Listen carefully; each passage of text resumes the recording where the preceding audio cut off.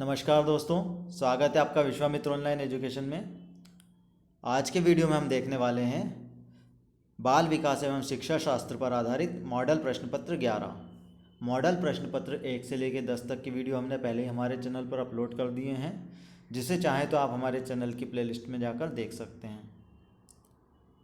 प्राथमिक शिक्षक पात्रता परीक्षा 2020 की विषयवार संपूर्ण तैयारी करने के लिए आप हमारे YouTube channel Vishwamitra online education को सब्सक्राइब करें, ताकि जैसे ही हम कोई सा नया वीडियो अपने चैनल पर अपलोड करें तो उसका नोटिफिकेशन आपको प्राप्त हो सके। तो चलिए स्टार्ट करते हैं आज का पहला क्वेश्चन। कम गति से सीखने वाले बच्चों के लिए अध्यापक को निम्न में से कौन सा कार्य करना चाहिए? टोली शिक्षण, अतिरिक्त ध्यान एवं शिक्षण, प्रोत्साहन या उपरोक्त सभी। तो जो कम गति से सीखने वाले बच्चे हैं उनके अध्यापन के लिए उपरोक्त सभी कार्य करने चाहिए, जिसमें टोली शिक्षण, अतिरिक्त ध्यान एवं शिक्षण और प्रोत्साहन सभी सम्मिलित हैं। तो इसका जो आंसर होगा वो होगा ऑप्शन डी, उपरोक्त सभी।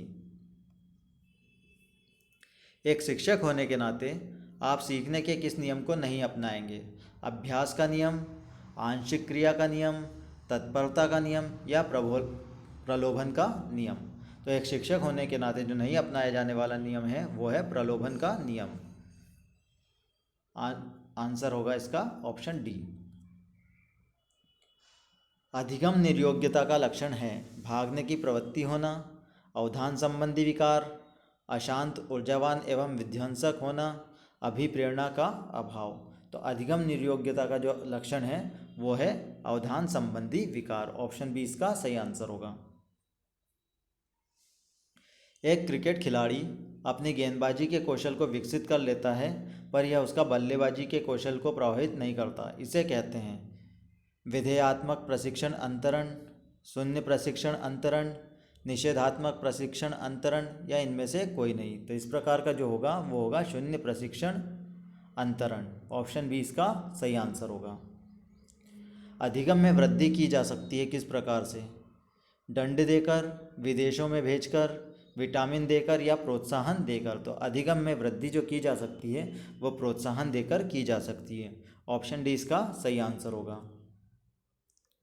अनुबंधन के गोचर की शुरुआत निम्न में से किसके द्वारा की गई थी? कोहलर, लेविन, पावलाव या थार्नडाइक। तो अनुबंध के गोचर की जो शुरुआत की गई थी वो पावलाव द्वारा की गई थी। ऑप्शन सी इसका सही आंसर होगा।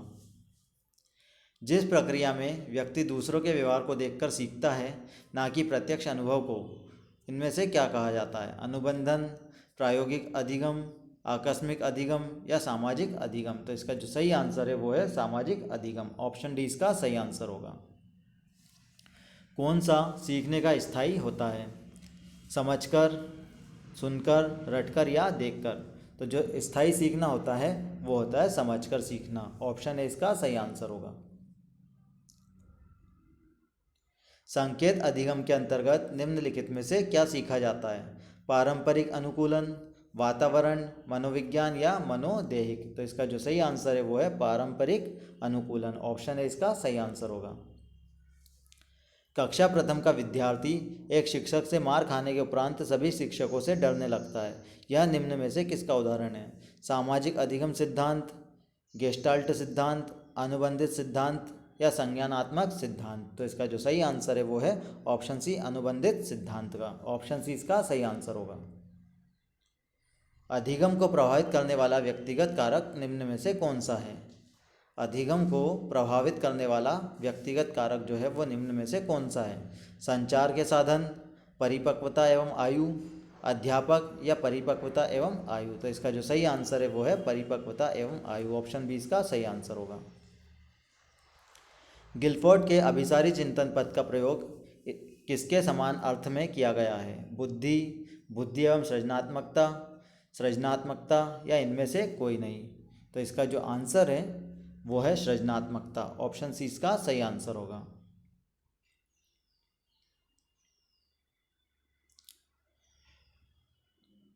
शारीरिक निर्योग्यता वाले व्यक्ति के लिए निम्न में से कौन सी युक्ति रक्षा तंत्र में सबसे संतोषजनक होगी? अतिकल्पना, तादात्मीकरण, विवेकीकरण या इनमें से कोई नहीं। तो इसका जो सही आंसर है वो है अतिकल्पना। ऑप्शन ए इसका सही आंसर होगा।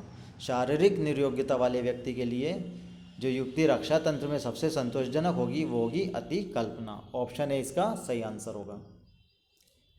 सृजनशीलता के पोषण के लिए अध्यापक को निम्न में से किस विधि की सहायता लेनी चाहिए? सृजनशीलता के पोषण के लिए एक अध्यापक को निम्न में से वह कौन सी विधि है जिसकी सहायता लेनी चाहिए? व्याख्यान विधि, ब्रेनस्टॉर्मिंग या विचारवेश, श्रव्य दृश्य सामग्री या उपरोक्त सभी? तो इसका जो सही आंसर है वो है ऑप्शन बी, ब्रेनस्टॉर्मिंग या विचारवेश। ऑप्शन बी इसका सही आंसर होगा। निम्नलिखित में से किस प्रमुख नीति को राष्ट्रीय साक्षरता मिशन 1988 में अपनाया गया था? पूर्ण साक्षरता अभियान, श्रमिक विद्यापीठ, अनौपचारिक शिक्षा या महिला समाख्या? तो जो 1988 में अपनाया गया था वो अपनाया गया था महिला समाख्या को। ऑप्शन डी इसका सही आंसर होगा। बुनियादी शिक्षण प्रतिमान के प्रतिपादक निम्न में से कौन थे? ग्लेसर, डेविस, जायस या विल्ड? तो इसका जो आंसर है वो है ग्लेसर। बुनियादी शिक्षण प्रतिमान के जो प्रतिपादक हैं वह हैं ग्लेसर। ऑप्शन है इसका सही आंसर होगा। यदि एक विद्यार्थी फेल हो जाता है तो उसे किस प्रकार की सलाह दी जानी चाहिए? अपनी पढ़ाई जारी रखने की, पढ़ाई बंद कर देने की, अपना विद्यालय बदल लेने की या अपने विषय बदल लेने की? तो एक विद्यार्थी जब फेल हो जाता है तो उसे जो सलाह दी जानी चाहिए वो दी जानी चाहिए अपनी पढ़ाई जारी रखने की। इसका जो सही आंसर होगा वो होगा ऑप्शन है अपनी पढ़ाई जारी रखें। यदि छात्र आपके शिक्षण में रुचि नहीं ले रहा है तो आपको क्या करना होगा? कक्षा छोड़ देंगे, उनकी ओर ध्यान नहीं देंगे, उन्हें ध्यान देने को कहेंगे या शिक्षण विधि में परिवर्तन करेंगे?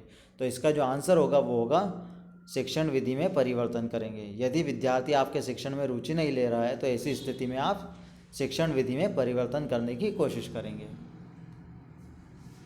एक सफल शिक्षक का गुण निम्न में से कौन सा है? कठोर अनुशासन, नियमित गृह कार्य की जांच, अच्छे अंक देना या विद्यार्थियों के विकास को लेकर सजग रहना? तो एक सफल शिक्षक का जो गुण है वो है ऑप्शन डी, विद्यार्थियों के विकास को लेकर सजग रहना। ऑप्शन डी इसका सही आंसर होगा। विशिष्ट बालकों के अंतर्गत निम्न में से कौन सा बालक आता है? पिछड़ा बालक, अति प्रतिभाशाली बालक, मंदबुद्धि बालक या उपरोक्त सभी? तो विशिष्ट बालकों के अंतर्गत जो बालक आता है वो आता है उपरोक्त सभी। प्रतिभाशाली बालक, पिछड़ा बालक और मंदबुद्धि बालक ये सभी विशिष्ट बालकों के अंतर्गत आते हैं। तो इसका जो आंसर होगा वो होगा ऑप्शन डी, उपरोक्त सभी। निम्नलिखित में से सृजनशीलता का मुख्य तत्व कौन सा नहीं है? मौलिकता, धारा प्रवाहिता, अनुशासन या लचीलापन? तो इसका जो सही आंसर है वो है ऑप्शन सी, अनुशासन, जो कि सृजनशीलता का प्रमुख तत्व नहीं है। निम्न में से कौन सा विशिष्ट अधिगम विकलांगता का उदाहरण है? मानसिक मंदता, dyslexia, autism, attention deficit hyper disorder? तो इसका जो सही आंसर है वो है ऑप्शन बी, डिसलेक्सिया। श्रवण बाधित बच्चों को पढ़ाने के लिए कौन सी विधि प्रयुक्त की जाती है? सांकेतिक भाषा, ब्रेल लिपि, यंत्र या उपरोक्त सभी? तो इसके लिए जो आंसर है वो है सांकेतिक भाषा। ऑप्शन ए इसका सही आंसर होगा। प्रतिभाशाली होने का संकेत निम्न में से कौन सा नहीं है? विचारों में सृजनात्मकता, अभिव्यक्ति में अनूठापन, दूसरों के साथ लड़ना या कौतूहल? तो प्रतिभाशाली होने का जो संकेत इनमें से नहीं है वो है दूसरों के साथ लड़ना। ऑप्शन सी इसका सही आंसर होगा। सृजनात्मकता मुख्य रूप से निम्न में से किससे संबंधित है? मॉडलिंग से, अनुकरण से, अभिसारी चिंतन से या अपसारी चिंतन से? तो इसका जो आंसर है वो है अभिसारी चिंतन से। सृजनात्मकता मुख्य रूप से अभिसारी चिंतन से संबंधित होती है। निम्न में से कौन सी इकाई का उपयोग सुनने की क्षमता की जांच हेतु किया जाता है? डेसिबल, डेसीमीटर, डेसीपाइन या डेसी बिंदु? तो इसका जो सही आंसर है वो है ऑप्शन है डेसीबल, जिसका उपयोग सुनने की क्षमता की जांच करने हेतु किया जाता है। ऑप्शन है इसका सही आंसर होगा। गेट्स के अनुसार अनुभव द्वारा व्यवहार में परिवर्तन ही है सीखना, अभिप्रेरण, चिंतन या समायोजन। तो गेट्स के अनुसार जो अनुभव द्वारा व्यवहार में परिवर्तन है वह सीखना है। ऑप्शन ए इसका सही आंसर होगा। निम्नलिखित में से कौन सी प्रगतिशील शिक्षा की विशेषता है? केवल प्रस्तावित पाठ्य पुस्तकों पर आधारित अनुदेश, परीक्षाओं में अच्छे अंक प्राप्त करने पर बल, समय सारणी और बैठने की व्यवस्था में लचीलापन, या बार बार ली जाने वाली परीक्षाएं। तो इसका जो आंसर है वो है समय सारणी और बैठने की व्यवस्था में लचीलापन। ऑप्शन सी इसका सही आंसर होगा। पियाजे के संज्ञानात्मक विकास के चरणों के अनुसार इंद्रियगामक या संवेदी प्रेरक अवस्था किसके साथ संबंधित है? अनुकरण, स्मृति और मानसिक निरूपण, तार्किक रूप से समस्या समाधान की योग्यता, सामाजिक मुद्दों से सरोकार, या विकल्पों के निर्वचन और विश्लेषण करने की योग्यता। तो इसका जो सही आंसर है वो है ऑप्शन ए, अनुकरण, स्मृति और मानसिक निरूपण। ऑप्शन ए इसका सही आंसर होगा। कोहलबर्ग के अनुसार शिक्षक बच्चों के नैतिक मूल्य का विकास किस प्रकार कर सकता है?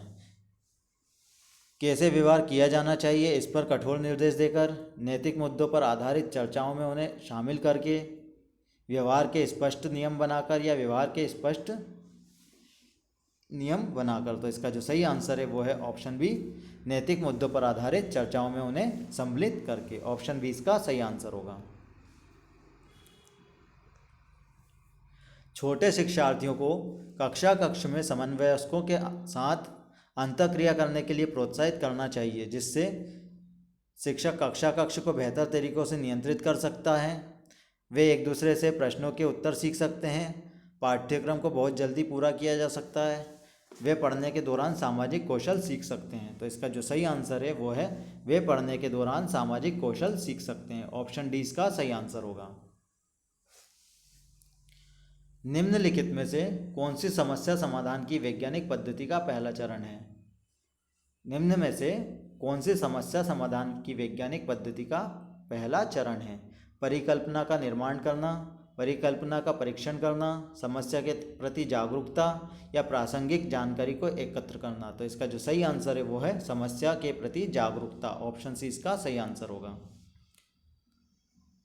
तो अगर आपको ये वीडियो पसंद आया तो वीडियो को लाइक और शेयर कीजिए। साथ ही अगर अभी तक आपने हमारे चैनल को सब्सक्राइब नहीं किया तो चैनल को सब्सक्राइब करें, ताकि जैसे ही हम कोई सा नया वीडियो अपने चैनल पर अपलोड करें तो उसका नोटिफिकेशन आपको प्राप्त हो सके। धन्यवाद।